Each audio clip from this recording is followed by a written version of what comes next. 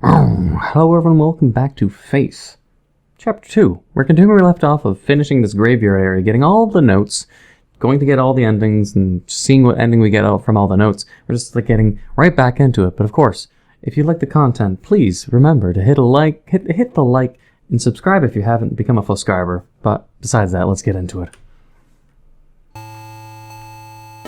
We have the key, we have everything done here. I don't think anything else is around. So we're going up here to this suspicious fucking door, which has been strangely moved. But first I want to travel over here. It's the forest. That's strange, actually. I'll check up, right, and left, and then see what happens if we go further into the forest. So I wouldn't think it would lead to the front of the graveyard, but let's see. Huh. That's weird. But okay.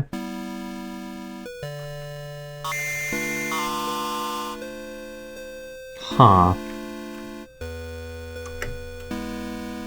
I don't trust these statues. I don't trust any of these statues. Oh, it seemed to have repaired the courtyard? Huh.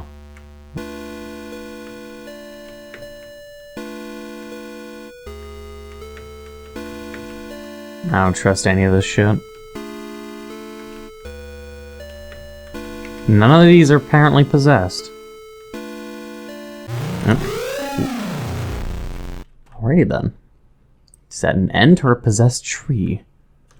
I'm gonna have to be careful of the goddamn trees now. Or else we get smashed by a tree. And that doesn't sound good in many, many ways. That would hurt. And this isn't... oh, jeez. What is this? Evil Dead? One of these trees. One of these trees. One of these motherfucking trees. You're trying to get my guard down. Trust me, they're totally trying to... None of these are evil. The next one, then. What the fuck? We can't forget one of the trees are fucking evil. She guards the door to underground purgatory. I hath not seen her. Children fear her. Okay, I'm gonna chase after that kid first. Oh.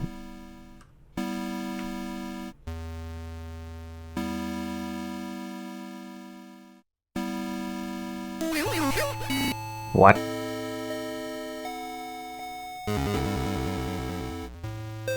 I had to come back. I had to walk through the corn one last time. I wasn't sure what I would find. The dogs, the children, the thing that took them. It had been 5 years. I couldn't even find the little graves anymore. I just walked in the field until I found that stupid grinning scarecrow. As I listened to the wind blowing through the crops, it was like the scarecrow was mocking me. I turned around to go back, and that's when I heard it behind me. Well, it was more like I felt it. I didn't dare turn around. We just stood there, me, the scarecrow, and the doomed child. Finally, I mustered up a tiny bit of courage and turned to look. It immediately fled in the opposite direction, crashing through the rows of corn. I ran too. What little I saw of it drained the blood from my face and made my skin crawl. I say it because whatever I was looking at didn't have a face, just a bloody, gaping hole. Oh. Ah, yes. Now this is back to the demo that I remember. But I also remember something comes after me.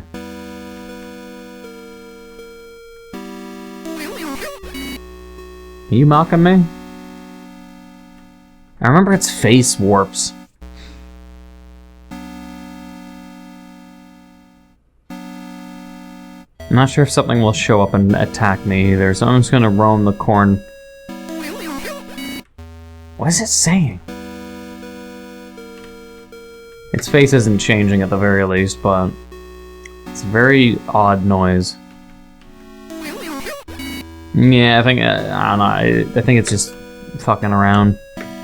It's not evil yet. Although it does make a weird noise. But yeah, that means that more than likely in the future of this game, when we're finished with the house, finished with the cornfield, we have to remember one of the trees is probably going to come after us. That's basically one of the things we have to not forget. Weird. Because the tree's not there. Unless it's there right now.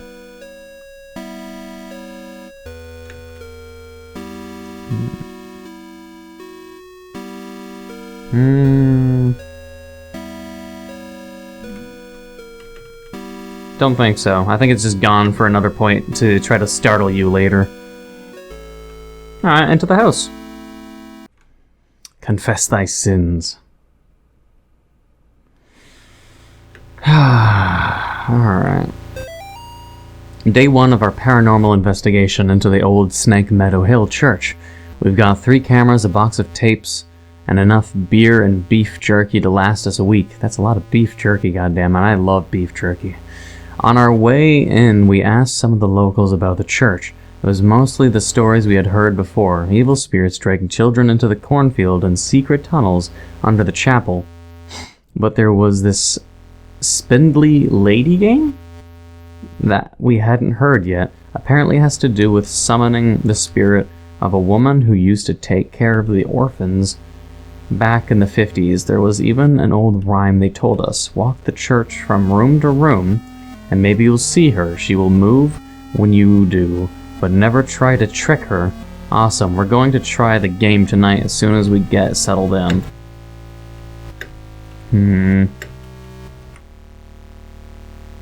Ah, yes, the purple skull. And then someone potentially pops out of that fucking red confession box. Not red confession, but you know, the red fucking blanket that's over. 9-3, shouldn't have come here. Tape's missing. Lars stuck behind basement door. Henry hasn't come back yet and can't leave anyways.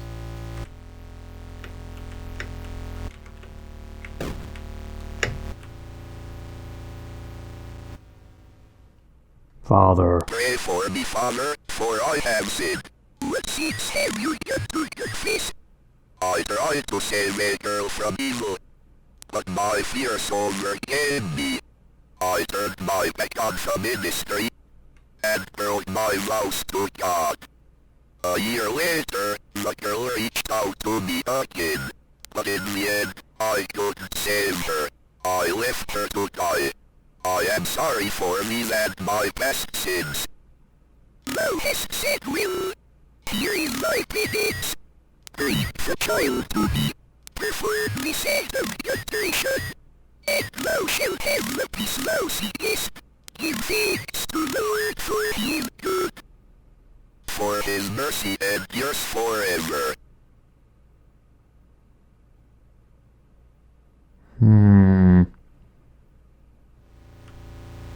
Wait, what? Well, that's odd. Get out of here.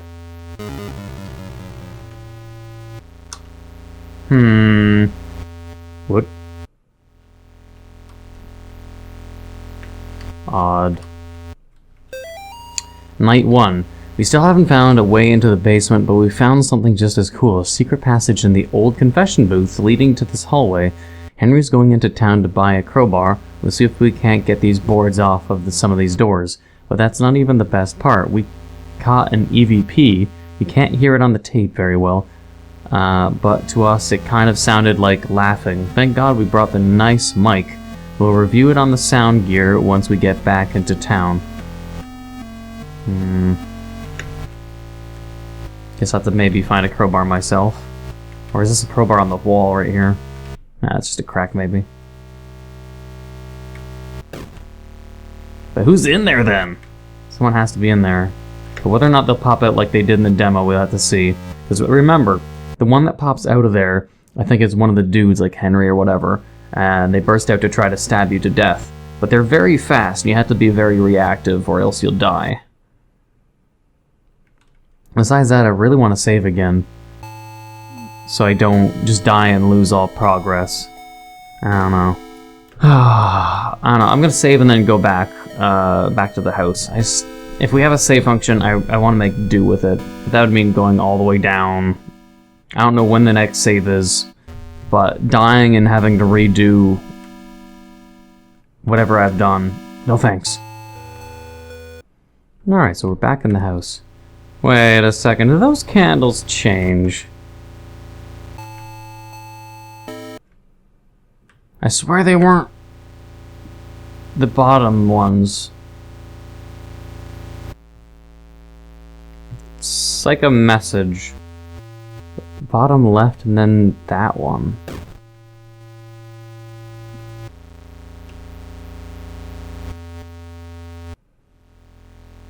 What does it mean?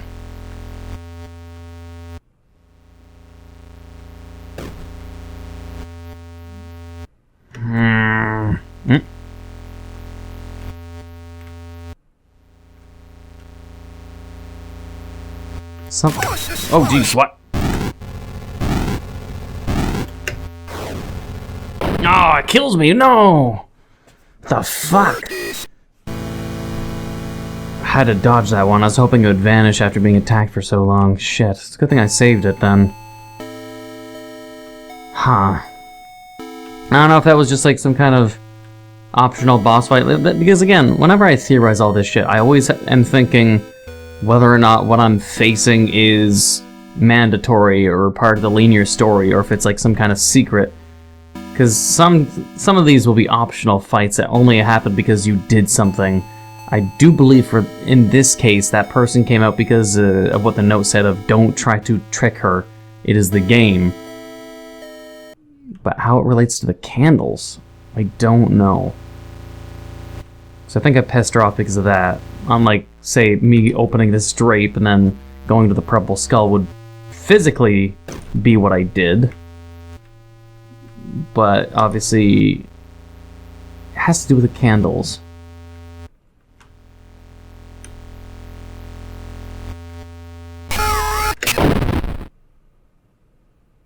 Well, that was a surprise. I pissed her off, but in a way where I couldn't legit fight her. Interesting. And also, that sort of caught me off guard, and it was a little spooky. I wonder if the same would be said for all you out there, you guys watching, if any of you got startled by that. Okay, but what we'll do then, we'll go left into the room, right out of the room, back left into the room, confession box, out of the confession box, and then hopefully be able to fight her, unlike then, where if you enter the room, exit the room, enter the room, you die. So, yeah. We have to do it in a specific row, apparently. Oh god!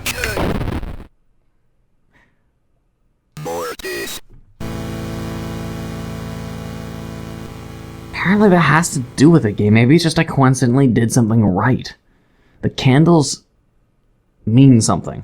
It forced me, so I couldn't move, by the way. For those wondering, when the ghost appeared and was coming after me, I could not move. So when I first was fighting it, is because I did something right, and that is the only way you can actually make her show up for me to perform my duties of exercising her. So I have to figure out what is it I'm doing right to make it so she appears, not in a way that insta-kills me, because that's just instant death. I can't move. I'm stuck. I'm frozen in place for her to kill me. So I have to figure out what is it I'm doing right. What I do know, though, I may have to go in and out of the house. Or... no, the candles are stuck like that. I'm going to presume the candles are in placement of where I need to go in the house. Like if I go up, it's the hallway. If I go up against the chapel, to the right is... but the house has changed a little bit. Now it's upwards. Okay, so let's see what happens when we go up then. If it's not death. The candles are there to warn me too. So what does that mean? I have to go in the direction I think of the candle. So if I maybe go down and then up, she'll maybe appear. Oh god. She gets pissed off. Yeah, I don't know what I'm doing. It's going in and out of a room repeatedly, but what is right and what is wrong? Maybe some of you already solved it, and I haven't yet to solve it and figure it out, but just give me some time. Okay, the candles are like what they were in the past. I really don't get them. I get it. It's like it relates to the shape of the house, but it moves around. And how the candles were was like when it happened and when I did it successfully, there was one candle. So I guess it's just be careful not to go in and out of rooms unless it's one candle. And then I know I can face her. Otherwise I don't know, and I'm just gonna have to explore the house naturally rather than... Ah, like this! Nope. Apparently not.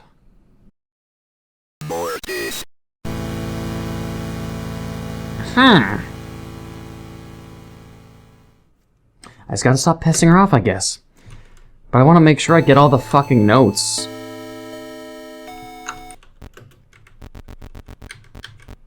So you have 10, I have 11, 12, 13, 14, not 15. Okay, so we got... out of 26, okay, so we're just missing 12. And I think what I want to do is, I want to make sure I find another save. If there is another save, if that isn't just simply the only place you can save. Oh, wait. Maybe everything's good this time. Maybe. Maybe. Please don't kill me. No. Damn. I think things were actually in a good position, perhaps. Spirits be down! We're gonna be rich, we've caught supernatural stuff on camera before. Sure, doors opening on their own, things falling off of the shelves, but nothing like this. Tonight, while we were trying the Spindly Lady game again, one of the candles on the floor lit up by itself as soon as Lars walked into the room. It was nuts, and we got it all on film. We're gonna make a fortune selling this to the TV stations. And the candle's lighting, that's nothing. What the fuck are you guys on? Oh, she's gonna appear. I think. Right here.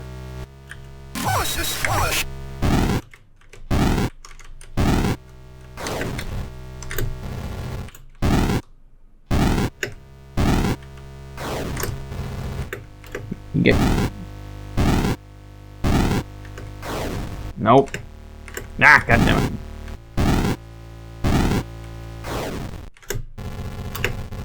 Get out of here, bitch.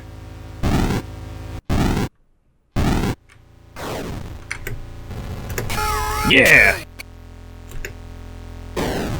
Get destroyed! Okay, I think I know what it is then. You have to be in the room when it's one candle and in the room with the one candle. Because if it's like... I think it shows her position, basically. The candles are marking her location. Like, say, if you're going room to room to room, you're trying to force where the multiple areas that she could be, but you're trying to isolate her location in one area. Since the candle was in the center, it's exactly where I happen to be. So, yay. I got her. As long as now I don't die. I mean, I understand how to beat her, so even if I die for whatever reason, should be fine. Oh yeah, this thing. Okay, can I...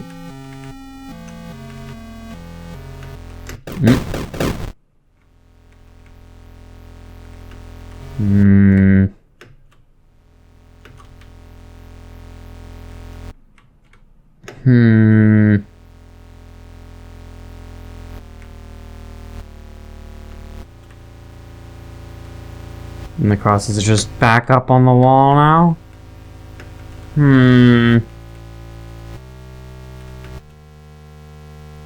Suspicious. But apparently there's nothing to do here. You can go downstairs. It's different from the demo. There's no hallway. The stairs are still there, but there's no people to stab me. I'm not sure if they'll show up later or not. So let's go downstairs. What's down here? Darkness surrounds thee. This is my final memoir, hastily scribbled on a page of the good book. I now descend the staircase, knowing full well that she waits for me ahead.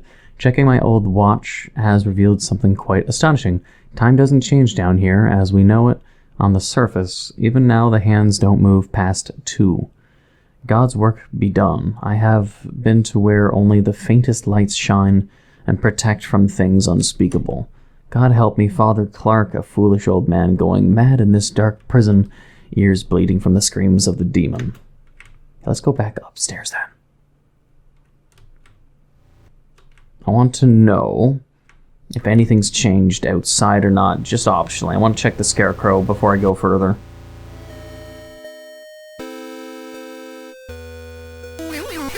Wait! Kid! The scarecrow's the same, but the kid. Why did the kid show up like that?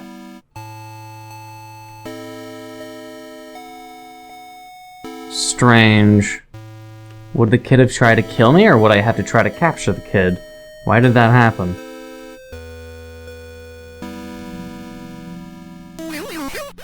You, kid.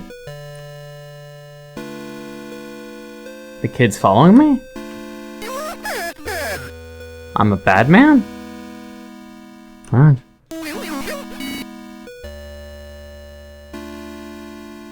What if I just stand here then? When I look at him is when he says I'm a bad man.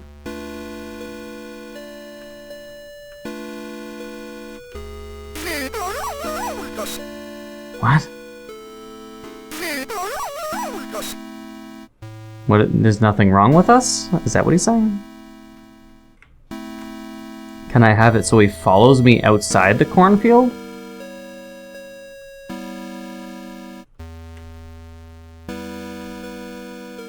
What? Where? The confession box?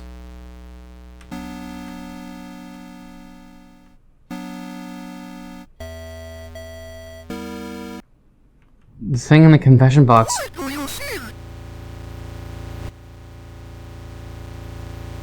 Hey! I don't trust this. I don't know if this is optional or if this is some kind of thing I should not do. Okay, shit. Fuck. What was the ghost lady, though? I don't like that.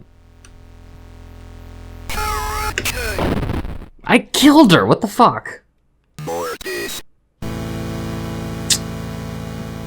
A child? Is the child completely optional? Or... Ah, but there's been such a... Oh, wait, save. The question is, to the basement or to the confession box?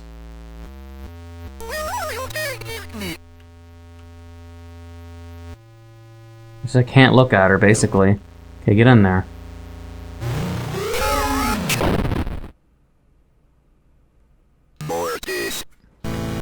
So I don't bring her there? Why do? I don't know what you... I don't know why it put me in the other room, though. So I'm gonna put her in there, but stay away from the door.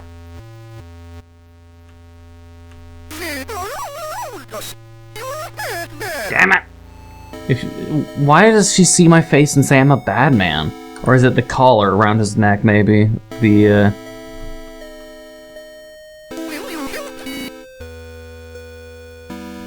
I don't know then why the purple kid ran away before.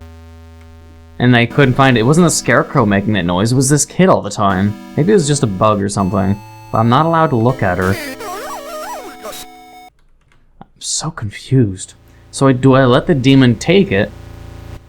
Or is that what kills me and I gotta bring her in the basement?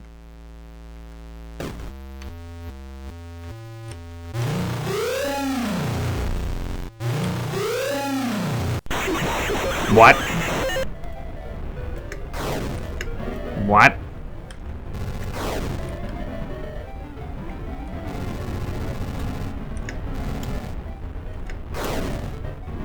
I don't know if this is all...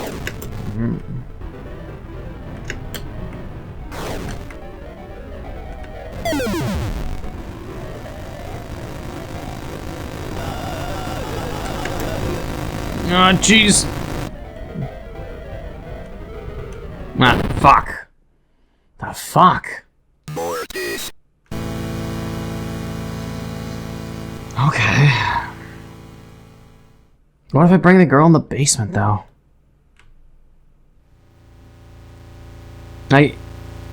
me and my desire to theorize, it's like... No, I didn't want to do that. Fucking Christ. What my brain wants to say and theorize about is, do different things happen depending on where I bring her? Because I'm going to suppose that bringing her in that cellar area would do something different. Yeah, we gotta experiment. But if it does change, that means different endings may be dependent on where I bring her. That's just an open theory. Could be completely wrong.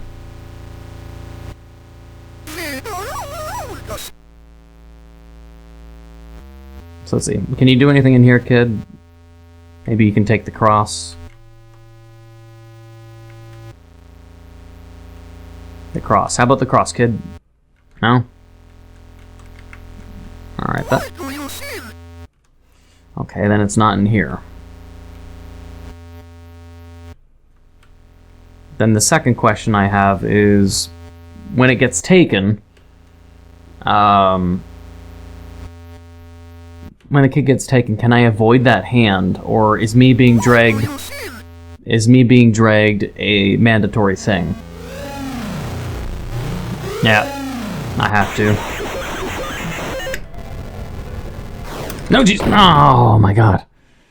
Wasn't expecting to teleport.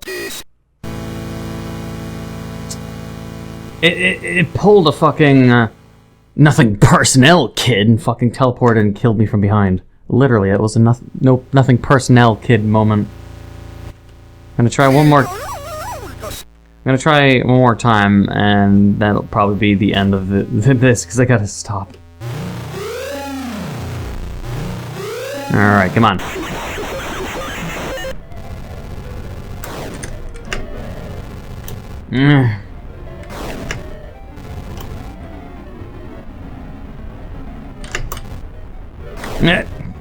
Nice try.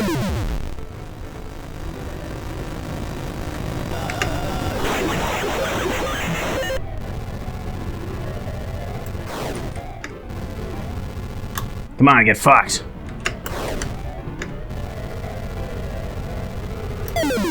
Hey, he certainly takes a lot of damage. That.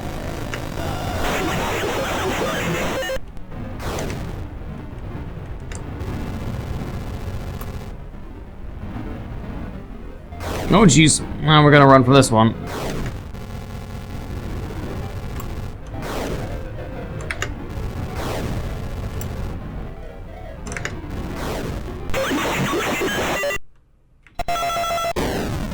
Jesus.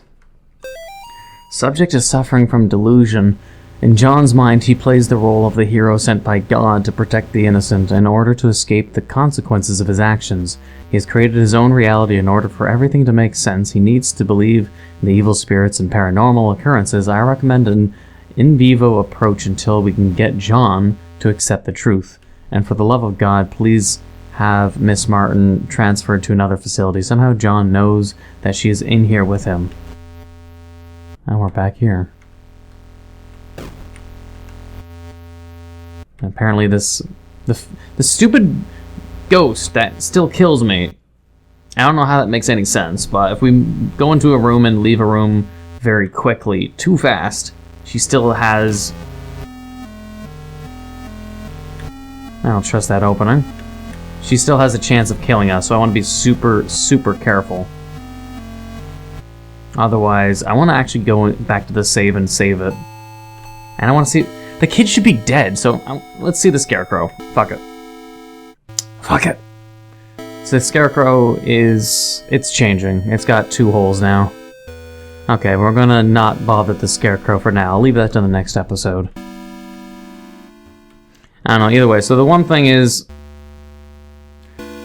The theory is, if we don't bring the kid there...